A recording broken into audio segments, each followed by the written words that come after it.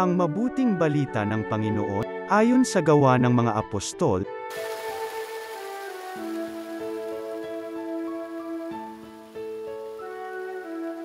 Mahal na Teofilo, isinalaysay ko sa aking unang aklat ang lahat ng ginawa at itinuro ni Jesus buhat sa pasimula hanggang sa araw na siya'y umakyat sa langit.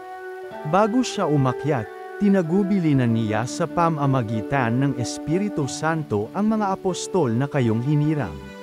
Pagkatapos ng kanyang pagbabata, maraming ulit siyang nagpakita sa kanila. Sa gayon, napatanayang siya'y buhay. Nagpakita siya sa kanila sa loob ng 40 araw at nagturo tungkol sa paghahari ng Diyos. At samantalang siya'y kasama-sama pa nila, kanyang tinagubilinan sila. Huwag muna kayang aalis sa Jerusalem. Hintayin ninyo roon ang ipinangangako ng Ama na sinabi ko na sa inyo.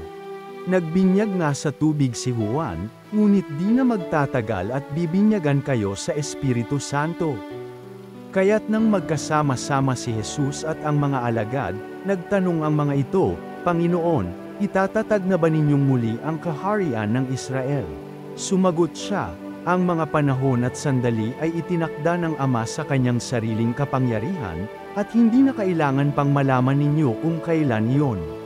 Ngunit bibigyan kayo ng kapangyarihan pagbaba sa inyo ng Espiritu Santo, at kayo'y magiging mga saksi ko sa Jerusalem, sa buong Judea at Samaria, at hanggang sa dulo ng daigdig.